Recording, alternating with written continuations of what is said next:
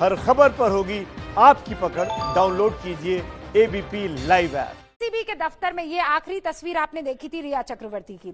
तो सुबह से लेकर अब तक की बॉडी लैंग्वेज जो रिया चक्रवर्ती की थी, क्योंकि उससे पहले की बॉडी लैंग्वेज आपने देखी है, कोहनी मारते हुए, अपना चेहरा छिपाते हुए, कई बार माथे पर शिकन लाते हुए, कभी गुस्सा दिखाते हुए, लेकिन आज की बॉडी लैंग्वेज कैसी थी आप देखिए।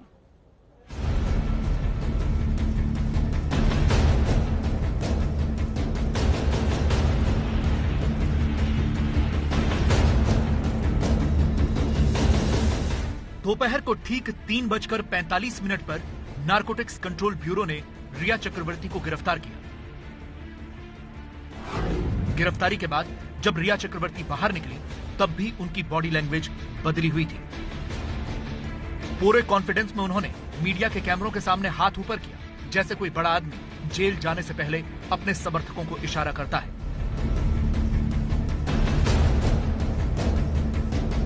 रिया को मेडिकल के लिए मुंबई के सायन अस्पताल जाना था। कार में जब रिया बैठी थी तब चेहरे पर कोई मायूसी तो नहीं दिख रही थी, लेकिन ऐसा लगा जैसे कहीं खोई सी हुई है।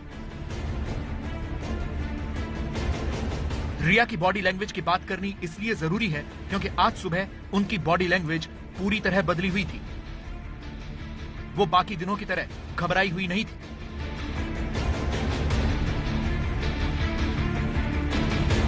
सुबह जब एनसीबी दफ्तर में पहुंची तो उनकी काली रंग की टी शर्ट पर अंग्रेजी में एक मैसेज लिखा था, roses are red, violets are blue, let's smash the patriarchy, me and you.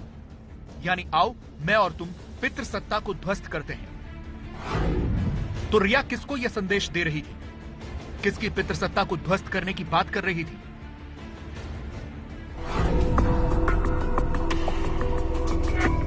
आज उनका कॉन्फिडेंस इस वजह से भी था क्योंकि उन्होंने सुशांत की बहन के खिलाफ एक एफआईआर दर्ज करवाने में सफलता पाई है। ये कल की तस्वीरें हैं जब रिया एफआईआर दर्ज करवाने के बाद मुंबई के बांद्रा पुलिस स्टेशन से बाहर निकली थी। यहीं से रिया के अंदर एक अलग सा कॉन्फिडेंस दिख रहा था, लेकिन उन्हें तब इस बात का बिल्कुल भी अंदाजा नहीं रहा होगा कि उन्हें आज गिरफ्तार कर लिया जाएगा। लेकिन रिया का यह पूरा कॉन्फिडेंस कुछ ही देर में निकल गया। यह शाम को 7:20 की तस्वीरें हैं जब रिया मेडिकल करवाने के बाद सायन अस्पताल से निकली थी। उनके बगल में एनसीबी के एक अधिकारी भी दिख रही हैं। लेकिन कहीं न कहीं रिया के मन में यह डर जरूर दिख रहा था कि कहीं अब जेल जाना पड़ा तो क्या होगा।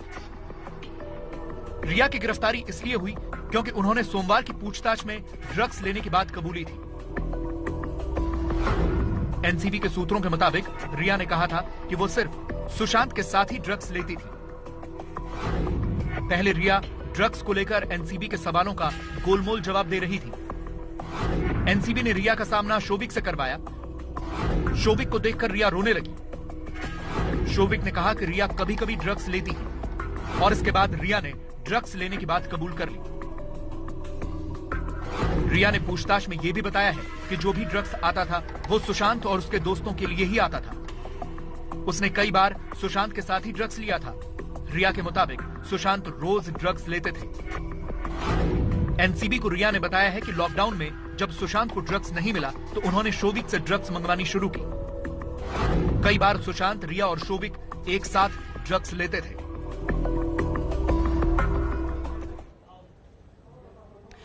और इस वक्त एक खबर आप तक फिर पहुंचा देती हूं। हाल फिलहाल जब बेल एप्लीकेशन कोर्ट में दी गई रिया चक्रवर्ती को लेकर, तो कोर्ट ने कहा कि सरकारी पक्ष का यानी इस वक्त एनसीबी का क्या से है। तो एनसीबी ने कहा शोभिक हमारी हिरासत में है। शोभिक के बयान से रिया के खिलाफ बहुत सारे सबूत हमको मिल गए हैं।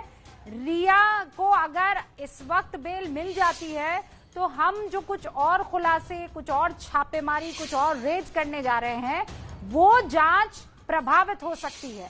और इसीलिए हम चाहेंगे कि बेहतर हो रिया को जुडिशियल कस्टडी में इस वक्त रखा जाए, यानी 14 दिन की न्यायिक हिरासत ही सबसे बेहतर ऑप्शन है रिया चक्रवर्ती के लिए। ये एनसीबी के तमाम अधिकारी इस वक्त कोर्ट को बताते हुए और अपनी बात सामने रखते हुए कि शोविक के बयान से रिया के खिलाफ बहुत सारे सबूत मिल चुके हैं और रिया को अगर छोड़ दिया जाता है तो जांच प्रभावित हो सकती है। लेकिन सतीश मान शिंदे की तरफ से बार बार ये कहा जा रहा है कि इस केस में 2 जो सह आरोपी हैं उनको जमानत मिल गई तो फिर रिया चक्रवर्ती को क्यों नहीं। हम इंतजार कर रहे हैं, किसी भी वक्त अब इस पर फैसला आ सकता है कि जमानत मिलती है कि नहीं मिलती है। वैसे सुशांत की मौत के 86 दिनों के बाद मुख्य आरोपी रिया चक्रवर्ती की गिरफ्तारी हो गई है, लेकिन ये गिरफ्तारी जो है वो सुशांत की मौत के मामले में नहीं है, ये आपको जानना चाहिए। सुशांत से जुड़े ड्रग कनेक्शन की वजह से सीबीआई ने नहीं, ईडी ने नहीं, एनसीबी ने ये अरेस्ट की है। आज रिया चक्रवर्ती को नारकोटिक्स कंट्रोल ब्यूरो ने आखिरकार अरेस्ट किया और अभी उनकी जमानत पर चल रही है सुनवाई।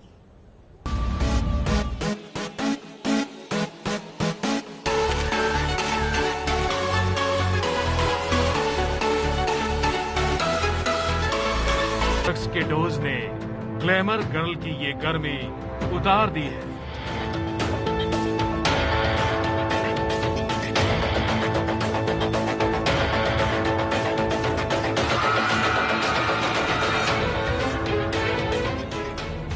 जो लड़की फिल्मी पर्दे पर अपने हुस्न का जलवा बिखेरना चाहती थी, वो ड्रग्स के जाल में उलझ चुकी है।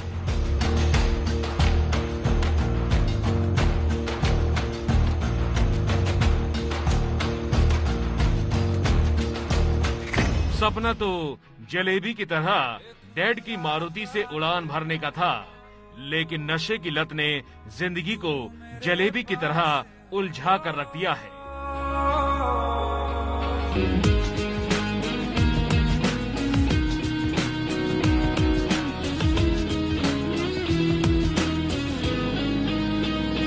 एक मुलाकात हो, तू मेरे पास हो, जीने की वजह तुम बनो। ये उस रिया चक्रवर्ती की दास्तान है जो सुशांत की मौत की राजदार कही जा रही है। 28 साल की रिया चक्रवर्ती का खेल अब खत्म हो चुका है। ख्वाहिशों की उड़ान भरने वाली रिया अब संगीन इल्जाम के शिकंजे में है। तेरे नाम से ही रोशन मेरा है जहां, उनसे मोहब्बत कमाल की होती है। तेरे साथ से ही रातें मेरी, जिनका मिलना मुकद्दर में नहीं होता। रिया ने अपनी जिंदगी में कामयाबी, शोहरत और ग्लैमर की चकाचौंध देखी, लेकिन रिया ने सपने में भी नहीं सोचा होगा कि एक दिन ऐसा आएगा जब वो खुद को काल कोठरी में कैद पाएगी।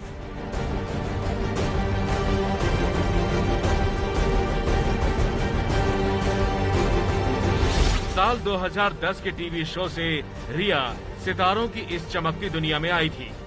बॉलीवुड में रिया को पहला ब्रेक मिला साल 2013 में, जब यशराज की फिल्म मेरे डैड की मारुति में उसे काम मिला। का बटर चिकन खाना है, बड़ा ही टेस्टी है। अभी तेरे हॉस्टल में मिलेगा नहीं ना कुछ खाने को। So much fun became ना। I never knew कि तुम इतने फन हो गए। रिया की फिल्में लगातार पिट रही थी।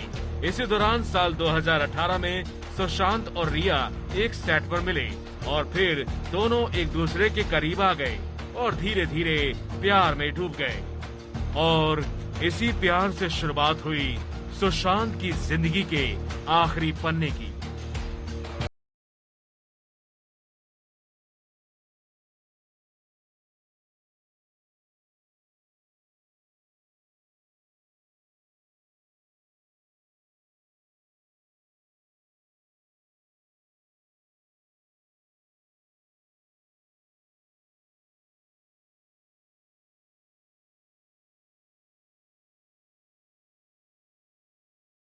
शोभिक, जिस पर आज ये आरोप है कि रिया उसके जरिए सुशांत के लिए ड्रग्स मंगाया करती थी। शोभिक पहले से गिरफ्तार है। अब खुलासा हो रहा है कि रिया जब सुशांत के साथ लिव इन रिलेशन में रह रही थी तो उसने सुशांत को ड्रग्स की डोज दी। सुशांत के घर वाले आरोप लगाते हैं कि सुशांत की मौत के लिए रिया ही जिम्मेदार है, क्योंकि सुशांत की बीमारी का बहाना बनाकर उसने उसे परिवार से दूर कर दिया। रिया का राज कितना गहरा है, इसका अंदाजा आप इसी बात से लगा सकते हैं कि देश की तीन बड़ी एजेंसियां सीबीआई, ईडी और एनसीबी इसकी जांच कर रही है। मुंबई पुलिस और बिहार पुलिस भी जांच कर चुकी है। गिरफ्तारी के बाद ड्रग्स का राज खुलने की उम्मीद है और जब ड्रग्स का राज खुलेगा तो फिर सुशांत की मौत के रहस्य से भी पर्दा उठ जाएगा। किसका झूठ झूठ है, किसके सच में सच नहीं है कि है नहीं, बस यही सवाल है और सवाल का जवाब भी सवाल है। लेकिन इस वक्त सबसे बड़ा सवाल यही है कि सलाखों के पीछे रिया आज की रात बिताने वाली है या नहीं बिताने वाली है। कुछ ही देर में जज की तरफ से फैसला आ जाएगा कि रिया को जमानत, बेल या फिर जेल।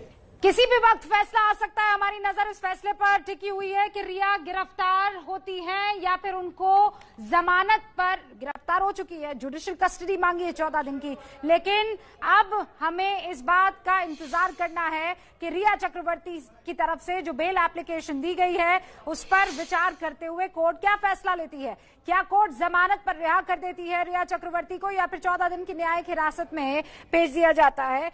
दीपेश मेरे सहयोगी इस वक्त हमारे साथ जुड़ चुके हैं। दीपेश, कितना और इंतजार करना चाहिए, कब तक फैसला आ जाएगा? जी कुछ ही मिनटों का और इंतजार करना पड़ेगा क्योंकि लगभग 10 मिनट के अंदर ही ऑर्डर आ सकती है। रिया आज रात जेल में होंगी या अपने घर, ये 10 मिनट में, अगले 10 मिनट में ये तय हो जाएगा। और अभी हम जैसे आपको पीछे से दिखा सकते हैं कि पुलिस की एक जो कॉन्वॉय गाड़ी है वो फिलहाल यहाँ पे आ चुकी है कि अगर जेल होती है रिया को, जैसी अगर बेल रिजेक्ट होती है तो उसे जेल तक जो है ये गाड़ी कॉन्वॉय करेगी, उसे एस्कॉर्ट करेगी। और फिलहाल सिर्फ 10 मिनट के अंदर ही जो है वो खबर आ सकती है कि रिया आज जेल में होंगी या घर में होंगी, क्योंकि एनसीबी जो है वो लगातार रिया की बेल का अपोज कर रहा है। क्योंकि एनसीबी का ये एक कहना है कि जिन लोगों के रिया ने नाम लिए हैं, अगर रिया को बेल मिलती है तो वो लोग भी रिया के संपर्क में आ सकते हैं और एनसीबी की आगे की इन्वेस्टिगेशन को हैम्पर कर सकते हैं, जिसकी वजह से जो बड़े नाम सामने आने की उम्मीद है या जो आगे भी चल के और गिरफ्तारियां होने की उम्मीद है उन पे कुछ असर पड़ सकता है। इसीलिए एनसीबी जो है वो जेल कस्टडी की मांग कर रही है। एनसीबी जेल कस्टडी की मांग इसलिए कर रही है क्योंकि जांच को कहीं ना कहीं रिया चक्रवर्ती हैम्पर कर सकती है, ऐसा अंदेशा जो है वो लगाया जा रहा है। आप जितेंद्र मेरे सहयोगी जो है वो इस वक्त हमारे साथ जुड़े हुए हैं। जितेंद्र, मुझे ये बताइए कि मान लीजिए जुडिशियल कस्टडी में भेज दिया जाता है तो यहाँ दिल्ली में तिहाड़ जेल में होता है कि आप सूर्यास्त के बाद एंटर नहीं करवाते हैं किसी भी कैदी को या जिसको जेल में रहना होता है, वहाँ भाईकल्ला के क्या नियम है? जितेंद्र, देखिए यहाँ पर भी वैसे ही नियम है। जी हाँ, बिल्कुल, यहाँ पर भी वैसे ही नियम है। अगर समझ लीजिए कि उनकी बेल रिजेक्ट हो जाती है तो ऐसी स्थिति में उन्हें जेल भेजा जाएगा। लेकिन जो नियम दिल्ली के हैं वैसे ही नियम यहाँ पर भी हैं। तो आज रात अदालत की विशेष अनुमति से फिर उन्हें एनसीबी के दफ्तर में ही, जो एनसीबी का अपना लॉकअप है, वहां रखा जा सकता है और सुबह के वक्त में उनको जेल में फिर वैसी स्थिति में शिफ्ट किया जा सकता है, भाईकल्ला जेल में, जो कि यहाँ से करीब 5-6 किलोमीटर के फासले पर है और महिलाओं की विशेष जेल है। तो ये उस स्थिति में होगा जब रिया चक्रवर्ती की जमानत अर्जी खारिज हो जाती है। लेकिन अभी इंतजार करना होगा करीब 10 मिनट का, जैसा दीपेश बता रहे थे। 10 मिनट के भीतर ऑर्डर एक्सपेक्टेड है और ये साफ हो जाएगा कि रिया अपने घर पर जाती हैं या फिर आज रात यहीं कस्टडी में रहती है और सुबह उनको जेल शिफ्ट किया जाता है। तो हमें 10 मिनट का कुछ इंतजार करना होगा जब क्लियरली ये बात सबके सामने आ जाएगी कि रिया चक्रवर्ती को बेल या फिर जेल। और जैसा इस वक्त मेरे सहयोगी जितेंद्र दीक्षित बता रहे हैं कि मान लीजिए अगर जेल होती है तो फिर भाईकल्ला, जो कि विशेष तौर पर महिलाओं के लिए बनाई गई जेल है, वहां पर रात को नहीं जाएंगे क्योंकि सूर्यास्त के बाद आप किसी भी कैदी को या आरोपी को नहीं लेते हैं। तो ऐसे में विशेष व्यवस्था की जाएगी और एनसीबी के कार्यालय में ही, यानी दफ्तर में ही रात बितानी होगी रिया चक्रवर्ती को।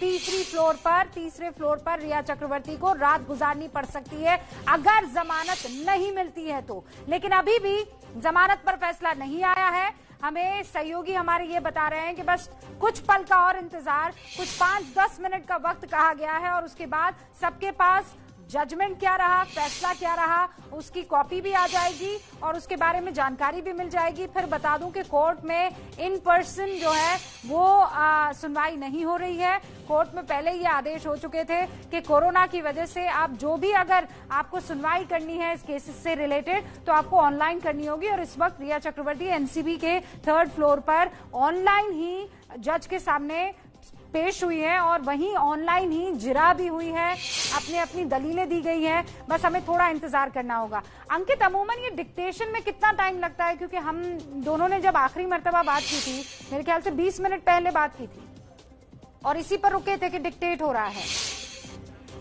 रूबिका,